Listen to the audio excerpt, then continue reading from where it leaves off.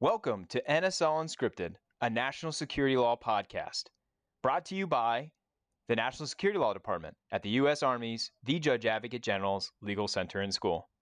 We bring you conversations and hot topics from NSL practitioners today, and hope you enjoy this episode.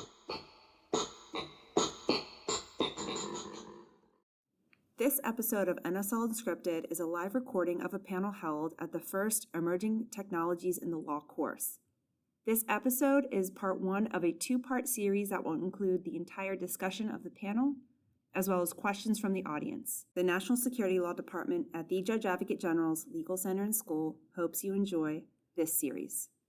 Ladies and gentlemen, welcome to another exciting episode of NSL Unscripted. I'm your host, Lieutenant Colonel Laura West. I'm the department chair here at the National Security Law Department at the Judge Advocate General's Legal Center and School. I'm thrilled to be here with a live audience in Decker Auditorium at the JAG School. An audience, if you would, please give us a big round of applause to let the listeners know you're out there. All right.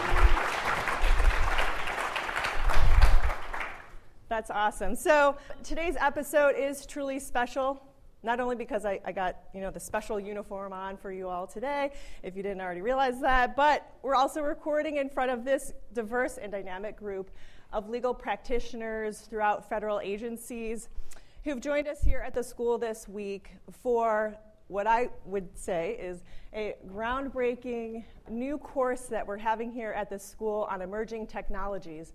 And the idea of this course was to bring together some legal practitioners who are practicing in the national security law space, as well as those practitioners practicing on the procurement and the contract and fiscal space. We even have intellectual property practitioners in here and some other folks across the interagency. This course was developed by the National Security Law Department, but it was co-hosted by our Contract and Fiscal Law Department as well. And so I just real quick want to give them all a round of applause because the course managers did an awesome job with this course this week.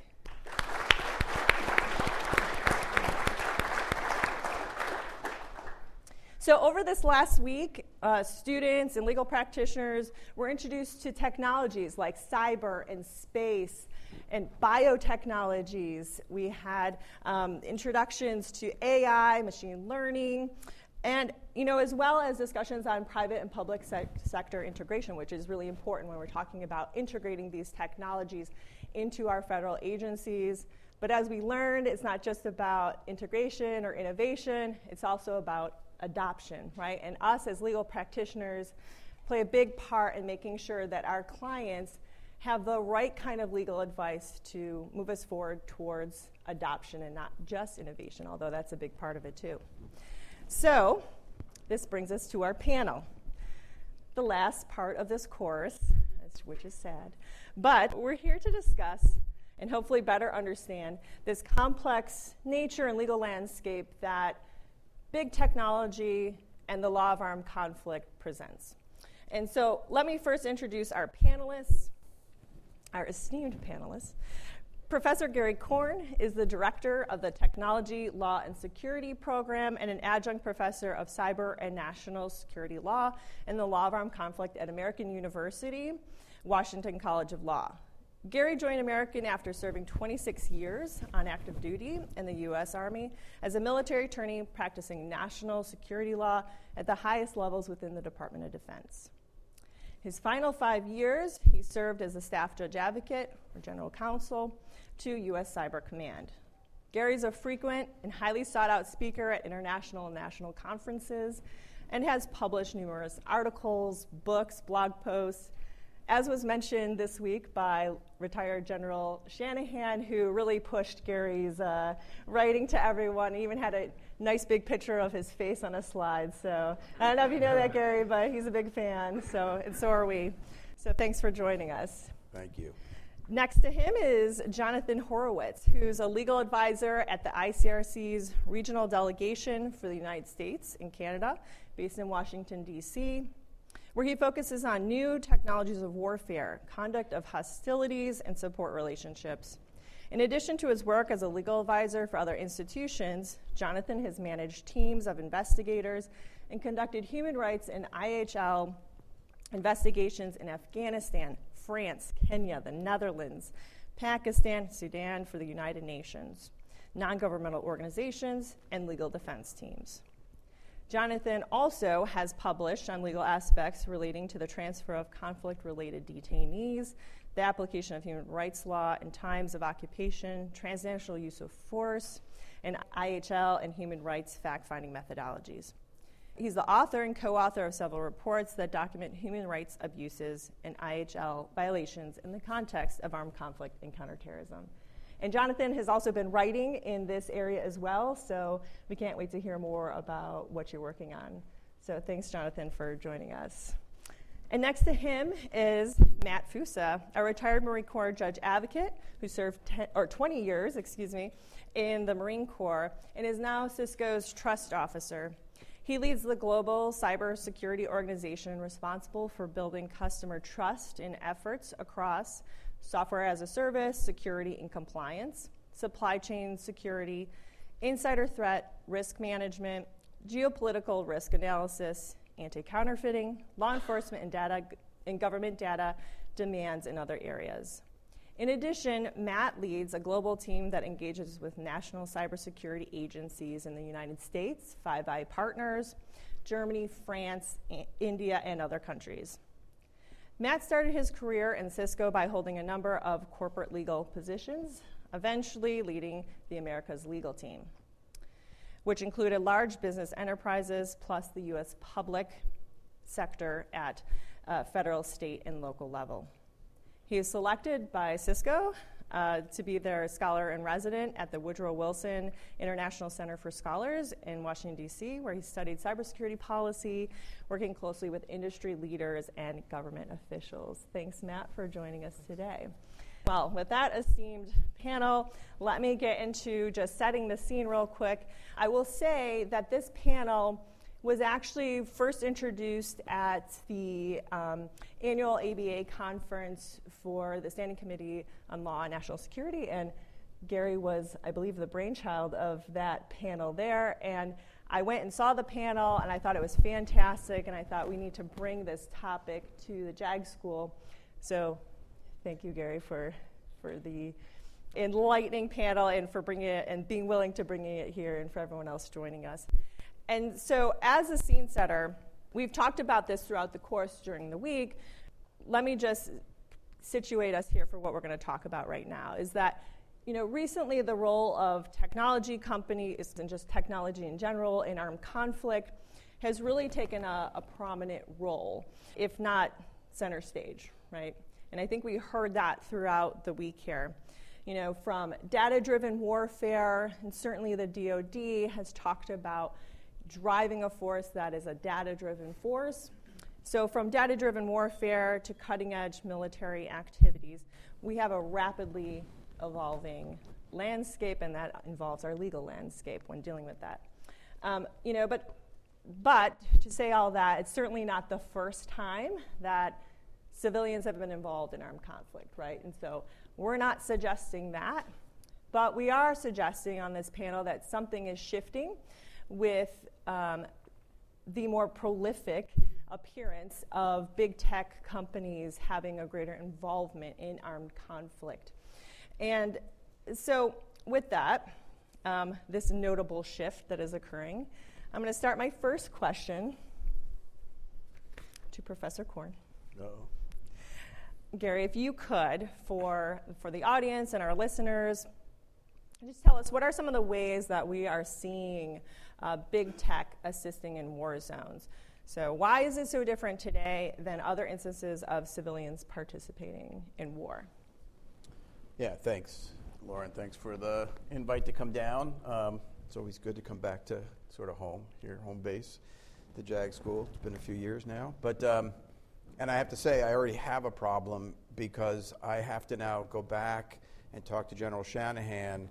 He's going to bill me for the propaganda. That's the arrangement we have, but not for this kind of an audience. So he may be expecting payment that I don't know. We'll have to talk about that. But yeah, I mean, you're right. Sometimes is there anything new under the sun when it comes to conflict? You can get into the deep arguments where people will get into cage matches in the war colleges about whether the nature of war is changing or the character of war is changing. But the face of it is changing. That's for sure. And I think I'd broaden the question a little bit, because it's more than just big tech. It's tech that's enabling participation in a sort of broader set of ways, novel ways for non-combatants to impact and engage in conflict.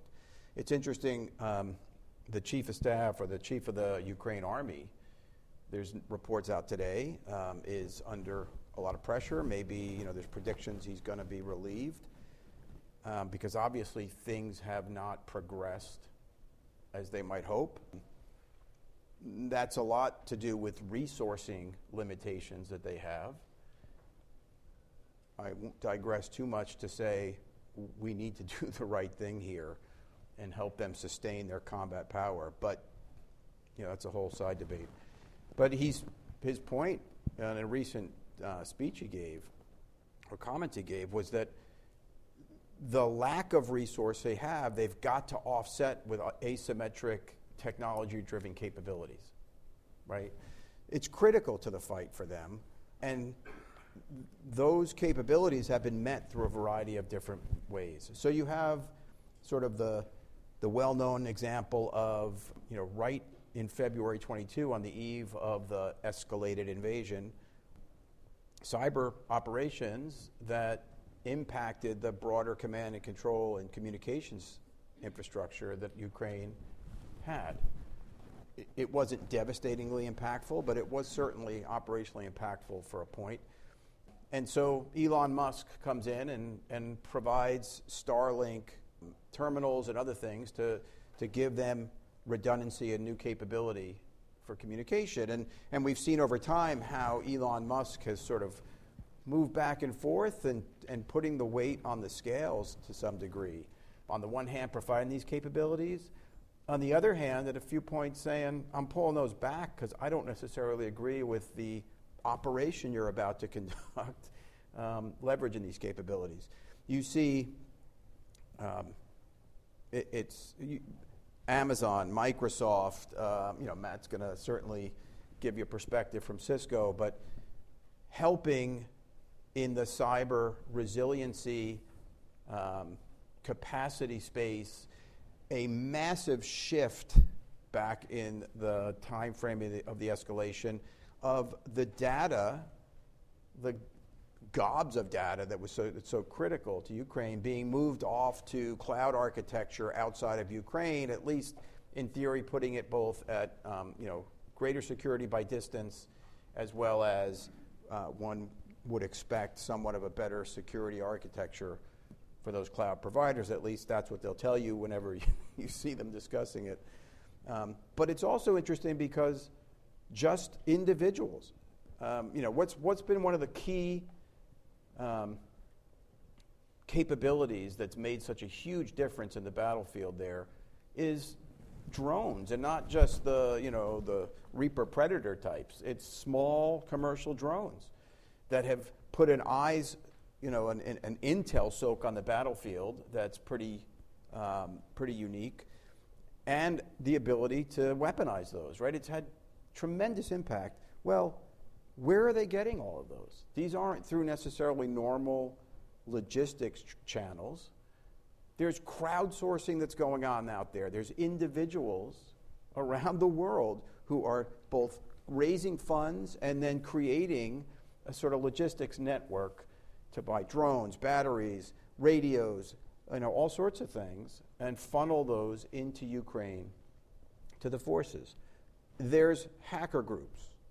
I see Jonathan's got the document that the ICRC put out. I'm stealing any thunder. It's good stuff. But individual hackers, hacker groups, weighing in on both sides. So there's just a whole spectrum of like a democratization conflict. And it's interesting because the ABA discussion was to a kind of a bit of a different audience. There's definitely a lot of people from the government national security sector there, but in many ways this is a discussion to be had with those who are assuming risks that they may not be aware of, right? Risks to the company's personnel, risks to the company's operations and infrastructure, risks to the nation in terms of what may or may not be attributed back to the United States or another country from whose territory these entities or actors are operating. But there's another side to that coin. That risk is a function of what the enemy may perceive and the spectrum it may open up to the enemy for taking violent actions against the actors, right? That's the whole DPH discussion we'll unpack. But that's something we have to think about as well as we're looking forward, to the next conflict on the horizon, which may not be that far over the horizon. And how are we going to manage and deal with this evolving, changing landscape of who's playing on the chessboard? And it's super complex.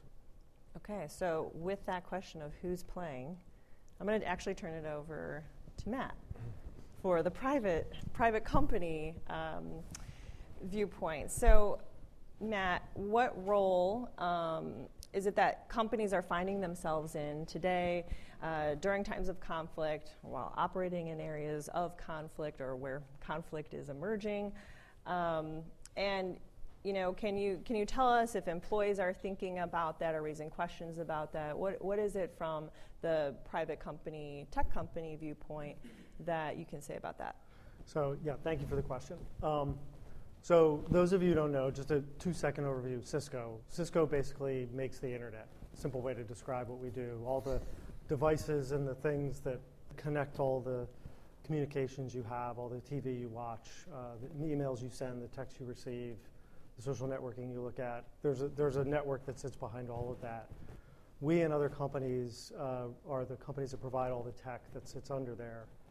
And that tech on any given day is doing very normal things, right? So on a random Tuesday, we have employees who are working with power companies all over the world to help their digital networks, their digital power grids function well, deliver power to their customers, keep all the local critical infrastructure fully powered. And then all of a sudden, that country finds itself in conflict. And suddenly that same job, which is just about supporting that utility customer, sort of has us in the middle of a series of cyber attacks directed against that country by a sophisticated adversary. And the work is the same. The work that we do, the work our employees do, same is true of Microsoft and others, it's the same work.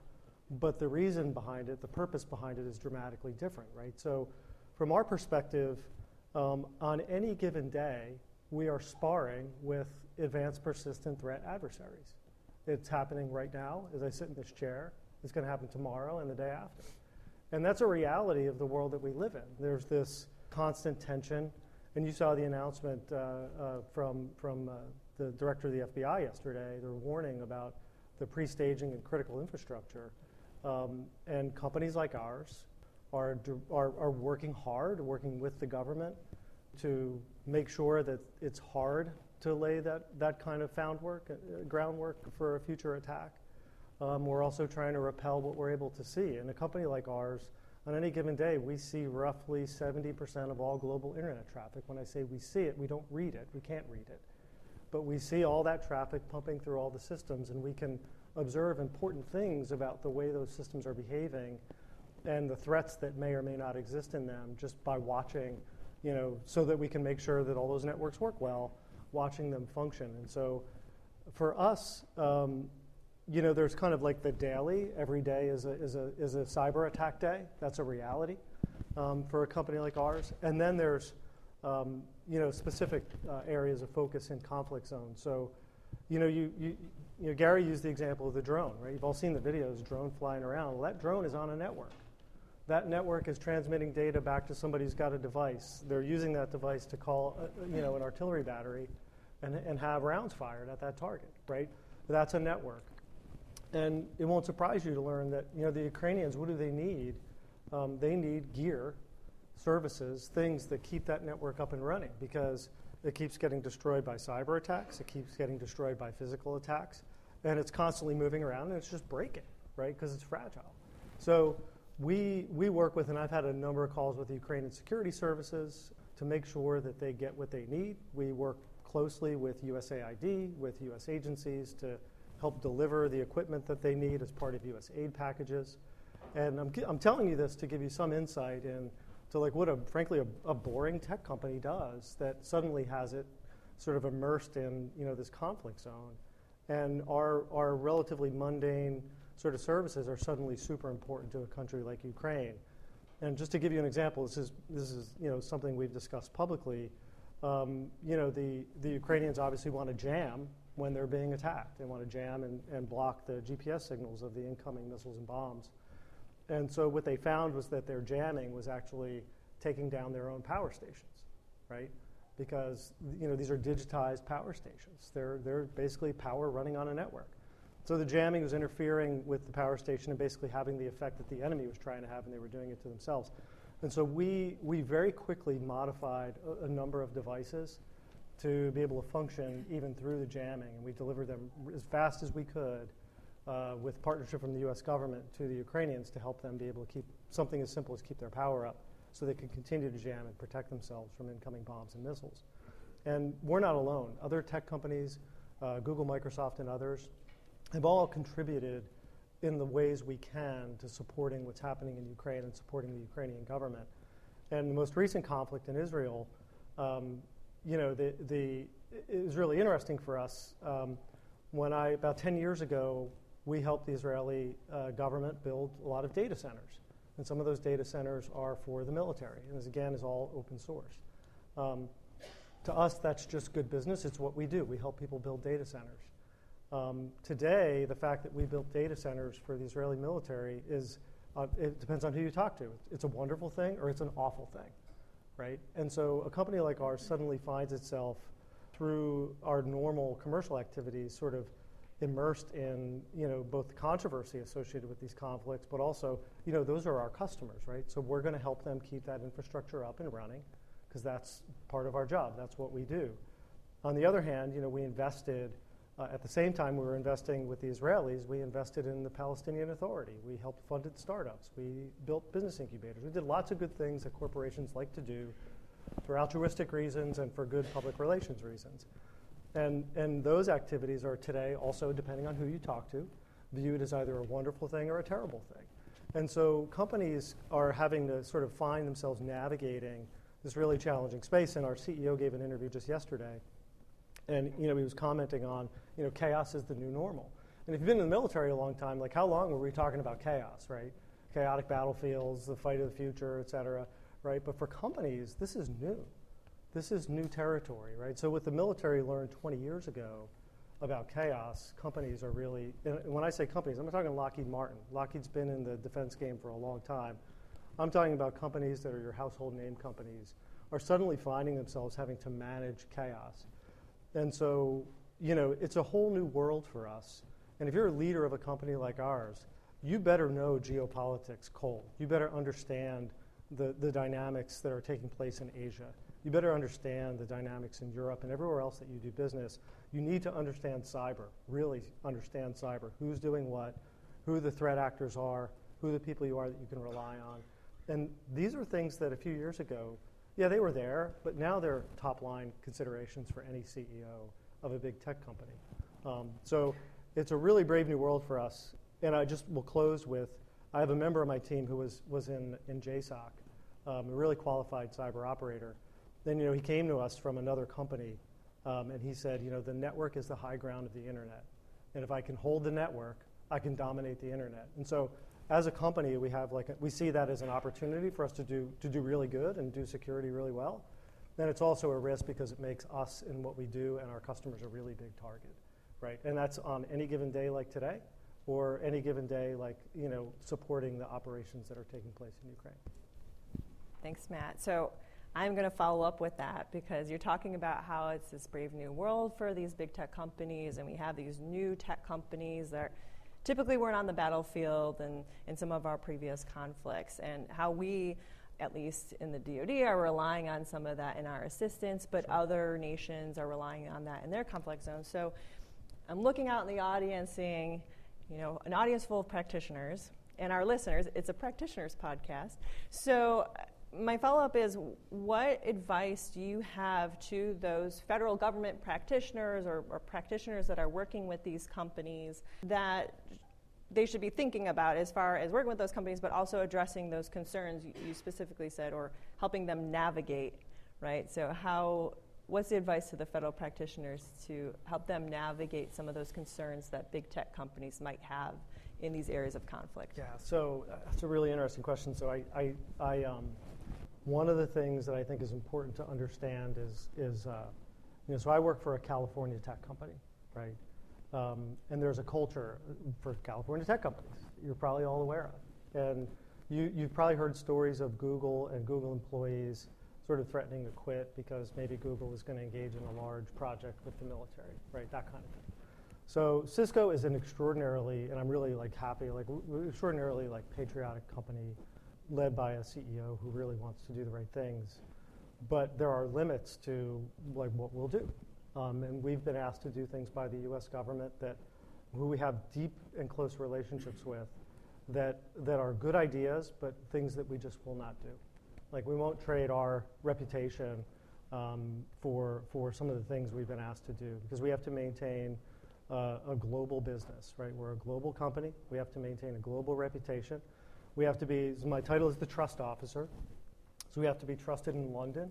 I've got to be trusted in Tokyo. I've got to be trusted in Melbourne, right? And so we have to think about those considerations all the time. That said, and I can say this to this audience, we have a deep and robust relationship with the U.S. government at all levels, from the top to the bottom and across every agency. But it is a place where we have to be thoughtful about how we engage. I could give you specific examples during the break. I know I'm being a little bit opaque. But some of the things that we're involved in kind of have to be.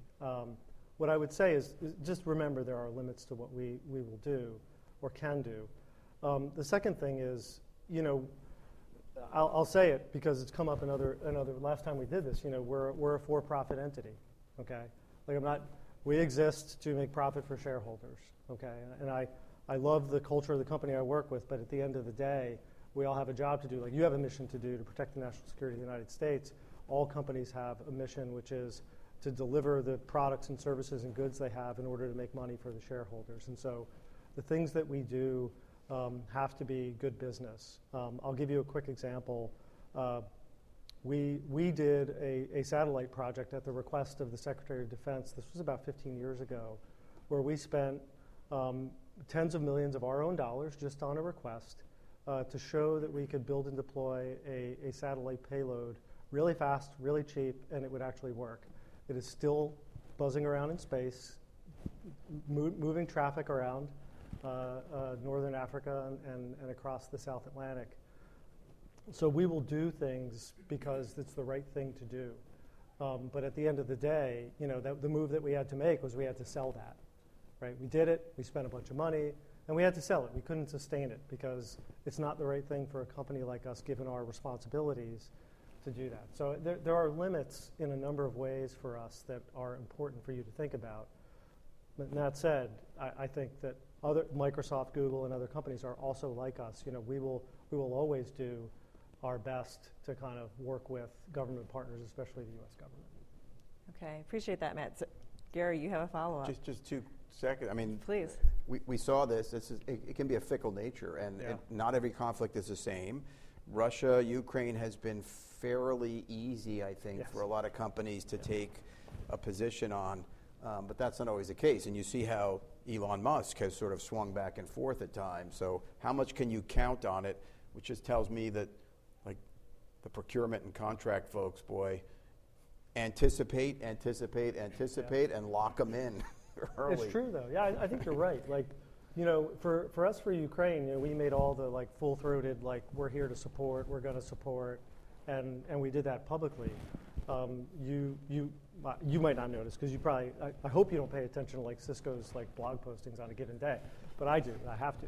So, we did not have that kind of full-throated response, in the conflict with Israel because, it is a politically fraught question, right? Despite our deep ties, frankly, on both sides, despite our deep ties, we maintain a fairly strict position of neutrality there because that's the reality we have to live in. All right, so I'm going to shift now to the ICRC viewpoint here. And so, Jonathan, well, first of all, can you explain to the audience the mandate of the ICRC with your opening comments here as a humanitarian organization and what trends you're seeing in today's conflict that involves greater involvement of civilians in armed conflict and specifically big tech?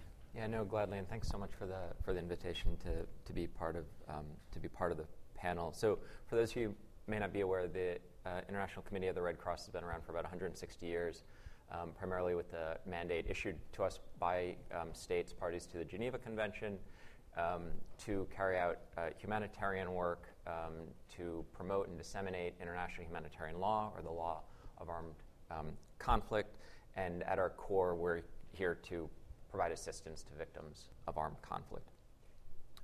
And within that sort of mission and mandate, when it comes to the digital environment, what we're of course seeing is two things happening kind of at the same time, which is the increased digitalization of society, including for people living in or under situations of armed conflict, and at the same time, an increase in military capabilities that use cyber tools and capabilities to make that part of their warfighting efforts. And so what this means, and when these two things are taking place at the same time, is that you have people reliant on digital infrastructure for their essential services.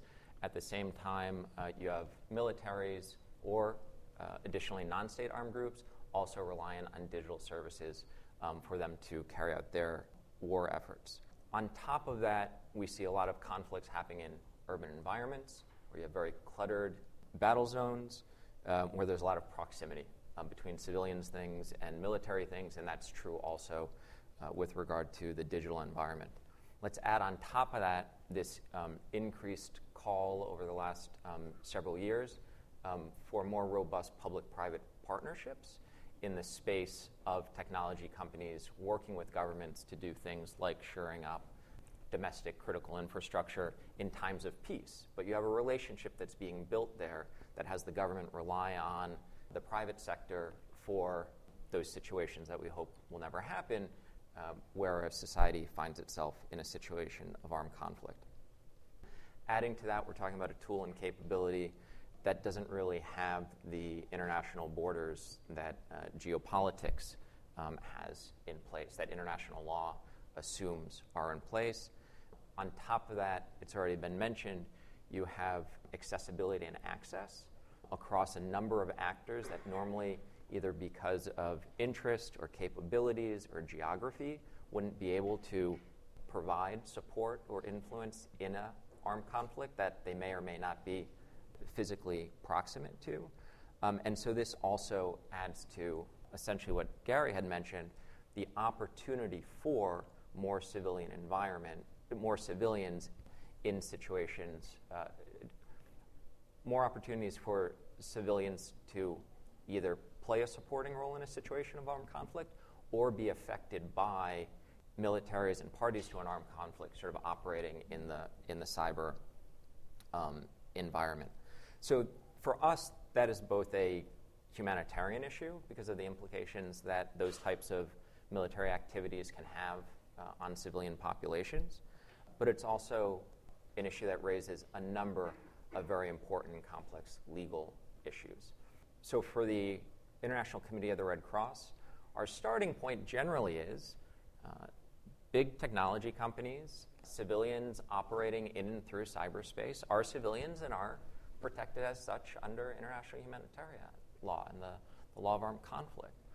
But that does not allow us to avoid the reality that we're seeing that may cause us to also responsibly ask and assess when civilian activities or when activities by tech company employees may start to move closer to that legal category of civilians directly participating in hostilities, and when the tools that are being used require us to responsibly ask and know when different properties may start to get closer and closer to qualify as military objectives. And I think with that comes the need for a clear-headed understanding of what international humanitarian law does and do and what implications it has for communities that really may not be very familiar with the body of law. They may think that defensive cyber operations for a good guy is enough to free them from, legally under international humanitarian law, being a legitimate target. And so that's some of the work that we're doing in terms of trying to unpack the legal relationship and the legal implications that we're seeing in this space. Not only are there implications in terms of how companies, how civilians are protected, and when in the exceptional circumstances they may lose those protections, it's also a question of, do those employees, do those civilians know what behavior is permitted and what behavior is prohibited under international humanitarian law. Civilians can be prosecuted for war crimes when they participate unlawfully in situations of armed conflict. So there's a lot of learning, there's a lot of dissemination that we're trying to engage in a environment, namely cyber, that there are, to begin with, a lot of questions about how international humanitarian law does apply with regard to warring parties that are using it as a means and methods of warfare. So in addition to all the complexities around the rules and legal interpretation, I think the other thing that the ICRC is finding fascinating is its ability and its attempts to actually engage with these new actors, right? So the ICRC, I mentioned, been around for 160 years. We're pretty comfortable having difficult conversations with professional militaries, with non-state armed groups. Having conversations with big tech companies about these issues, totally new to us. Understanding how you think about risk, totally new to us. Understanding how you judge what types of activities you're going to get involved in, why you would, why you wouldn't, totally new to us. And we need to understand what calculations this sector is making for us to be able to engage in a fruitful and useful conversation. In many ways, the same thing is happening for us with the hacker or hacktivist community, where Gary already gave me the plug.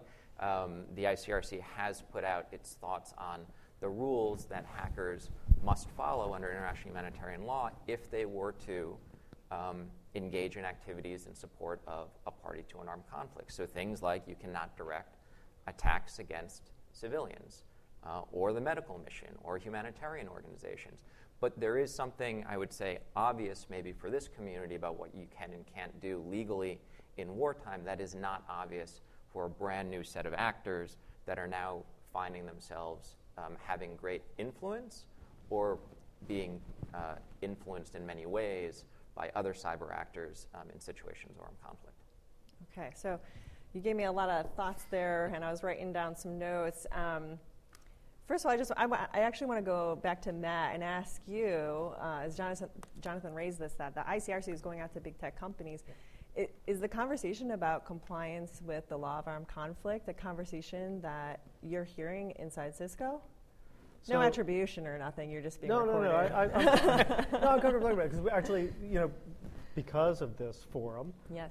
We have a human rights legal department, and we've connected with the ICRC, and we're starting, a discussion that I think will be really beneficial for our legal organization to understand the perspective of the ICRC. Because the truth is, most companies don't think of this in terms of as a law of armed conflict discussion, because they don't really want to see themselves as having anything that looks or feels like a role in hostilities, right? So inside of a company like ours, and I think we're probably typical, most of the thinking is around, when we talk about human rights, it's about supporting different types of causes, and it's supporting the free flow of information, and a lot of the things that you saw the testimony this week in the Congress, like a lot of the issues around both the appropriate and responsible use of technologies and availability of information. So like in a tech company, it tends to be more focused on discussions around our values and things like that. It is not really, I think, hardened into a discussion about the law of war. But I think through the dialogue that we're going to have with the ICRC, there's a really good opportunity for us to start thinking harder and frankly differently about what we do and the legal implications of it. Like I'm one of the few military lawyers, that has been in our legal department. We've had a number of them, but I've lasted, I've stuck around longer. So I've got like the corporate memory on these topics, and I think that we have work and thinking to do to develop our sophistication in the way we think about these operations. At the end of the day, right now we're factoring all this as a reputational, values-based discussion. And I think there's a legal discussion that hasn't really matured yet, between groups like the ICRC and companies like ours. Gary, you had some thoughts? Yeah, so first of all, credit to Matt and Cisco, and and honestly, to be willing to come out and have this discussion. It's interesting when we were putting the panel together for the ABA National Security Law conference. I won't name names, but a company who unquestionably is providing capabilities, capacity that's being leveraged by Ukraine in its war effort, and that to me is like, you can't just declare yourself out of the problem. Right. And they didn't want to come anywhere near the panel, and the use of terminology like private warriors and such. Well, that's going to imply that we are but they didn't want to get involved at all. On the human rights side, there have been cases. There's a movement now where corporations are being held to have violated human rights law. I don't think we've seen that in the IHL international criminal law context. So part of it too, though, is just how are you engaging with risk? How are you identifying it? I think sometimes it can be overstated, right? And just by a declaratory policy is not going to change the enemy's calculus as to whether or not your services are contributing to their adversary's war effort, and therefore your infrastructure may very well be looked at as military objectives. And oh, by the way, we're talking a lot of times about risk in a cyber context where you don't even necessarily have to hit that threshold of military objective to take some action that's a disruptive effect, right? So it's super complex. I do think it's ethically a better place to be, where you're engaging with these questions and you're thinking through how your employees may be impacted, or how your tools and services. So, another area is a lot of app-based warfare, right? Again, you got to respect confidentiality, but a company, they have sort of an Uber platform, not as in grand, but like the Uber ride share thing, right? For information collection. They could put out sort of collection requirements, and people out there with a phone and the app can say, I'll take that one. And so very, very, and the Ukrainian government has been leveraging this kind of capability. You're out there snapping videos, pictures, this, that, and the other thing of Russian forces, movements, et cetera. What are you, if you're a company that's using this as a business model, are you thinking about the security of those people out there that you're inviting to pick up that collection requirement? Have you thought through the risks of that? I think there needs to be more engagement on that. On the other hand, I think if you go up to your average Ukrainian in Ukraine and say, you may very well be determined by the Russians to be directly participating in hostilities, and so they can target you, they're going to look at you like you just dropped in from Mars, because the Russians are trying to target them 24/7 regardless, right? And so you got to kind of weigh out what the risks are legally, but really practically. This episode of NSL Unscripted was brought to you by the National Security Law Department at the U.S. Army's The Judge Advocate General's Legal Center and School. The views presented are those of the speakers and do not necessarily represent the views of the Department of Defense or its components, the Department of the Army, or the Judge Advocate General's Legal Center and School.